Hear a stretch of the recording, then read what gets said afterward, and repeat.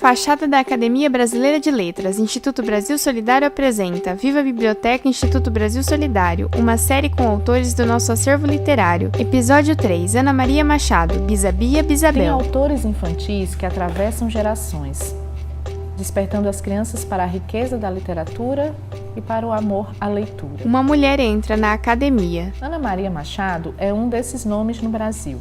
Conversa com outra mulher. Considerada pela crítica como uma das mais versáteis e completas escritoras brasileiras contemporâneas, a carioca ocupa a cadeira número 1 da Academia Brasileira de Letras. Nas paredes, muitas estantes com livros. Uma das maiores e mais queridas escritoras brasileiras, Ana Maria Machado começou a escrever para crianças em 1969, tendo publicado seu primeiro livro infantil em 1977. Elas seguem conversando. Uma delas é branca, tem cabelos lisos, castanhos e veste camiseta do IBS. Olá, eu sou Carmélia Menezes, do Instituto Brasil Solidário, e hoje eu tenho a imensa honra de estar ao lado de uma das maiores escritoras brasileiras, Ana Maria Machado.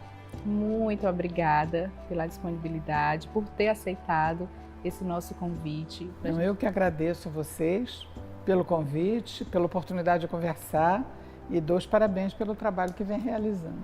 Obrigada mais uma vez em nome do Instituto Brasil Solidário. E hoje a gente vai conversar um pouquinho nesse nosso primeiro vídeo, sobre uma das obras da Ana, muito super premiada, dentro do nosso país, fora do nosso país também, um clássico publicado na década de 80, Bisabia, Bisabel. E para começar, Ana, você já falou em diversas entrevistas que escreveu essa história, Bisabia, Bisabel, porque estava sentindo saudade das avós, Mas conta um pouquinho mais para a gente, como foi que surgiu. A ideia, eu acho que é sempre muito difícil a gente saber exatamente quando surge um livro, Mas esse livro foi, em grande parte, uma homenagem às minhas avós e o fato de eu querer contar para os meus filhos como era meu carinho por elas e delas por mim, minhas lembranças, mas eu fui inventando coisas pelo caminho, Sempre quando a gente escreve é uma obra de ficção, então vou misturando várias coisas, vários elementos diferentes. E o fato de pensar nas minhas avós, querendo falar para os meus filhos, nesse momento eram meus filhos, 2 homens, a minha filha nasceu 1 ano depois desse livro, eu não estava nem passando assim para uma filha direta a história, mas o fato de pensar nessa série de mulheres de uma mesma família, gerações diferentes, me fez pensar muito sobre como o mundo mudou, como nós mulheres no mundo mudamos em várias circunstâncias, mas como continuamos as mesmas em várias outras.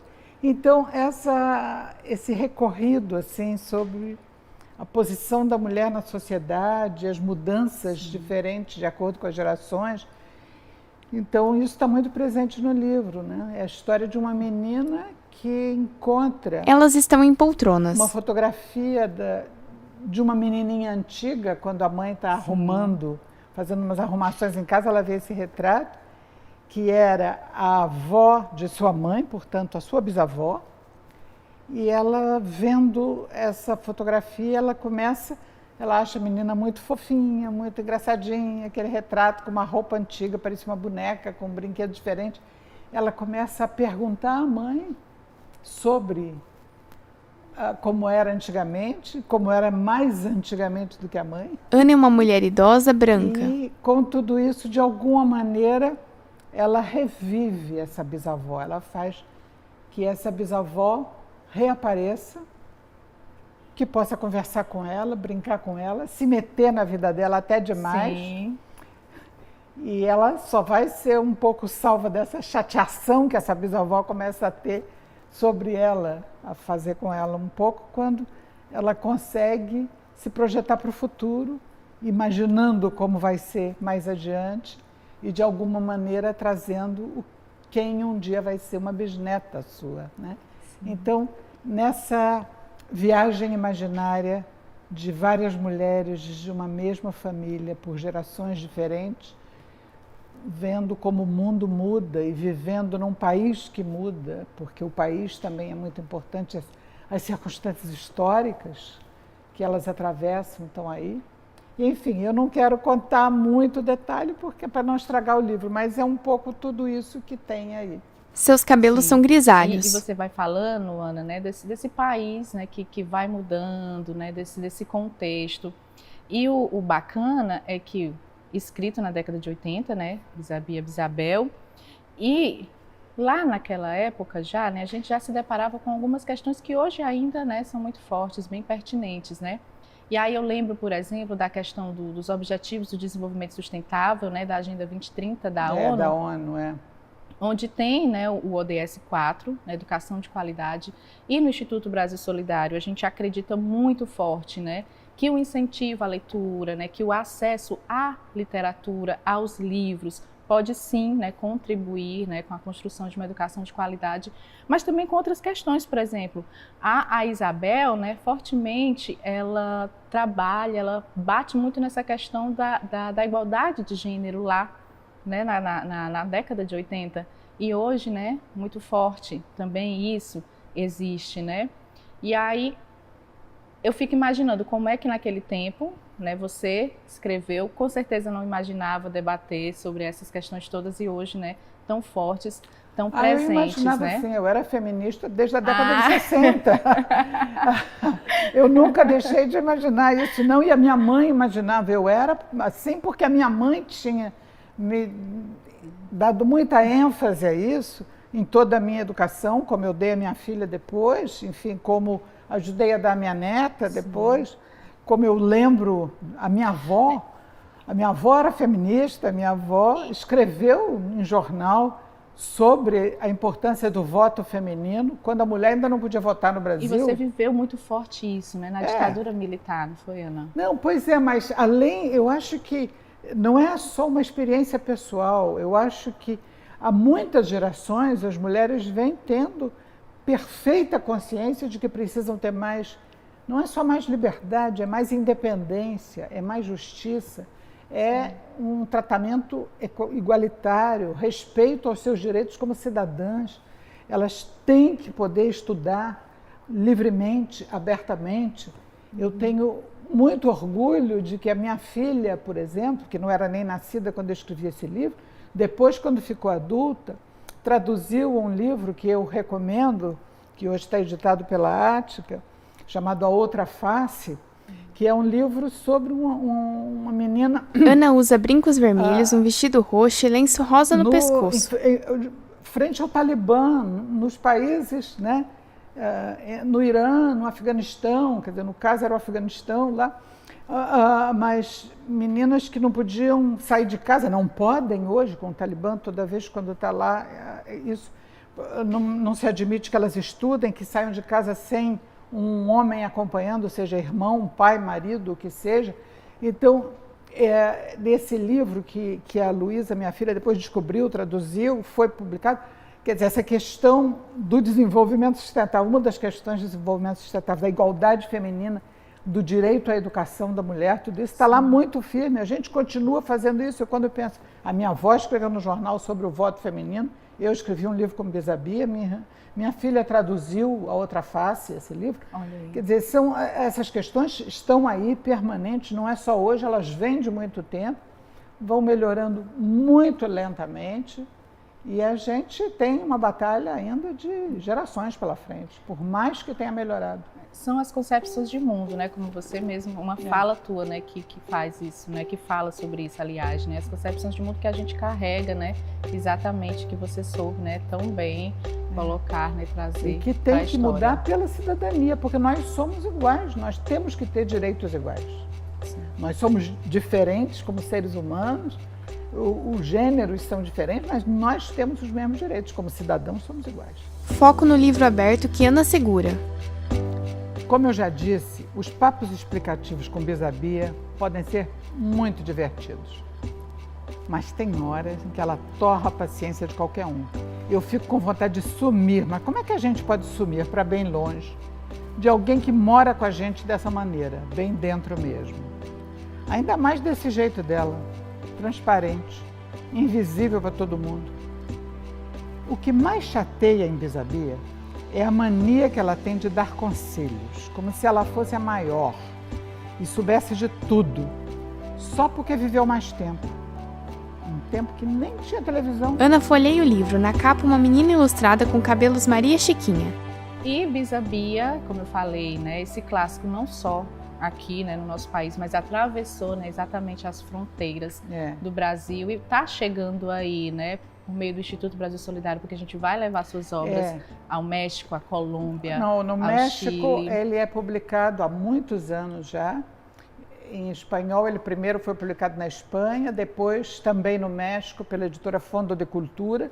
Já está, não sei quantas edições seguidas já tem, continua sendo editado e reeditado sempre. É um livro que tem muita ressonância em toda a América Latina e, enfim, em outros países também, mas na América Latina de uma maneira muito próxima a nós. Sim.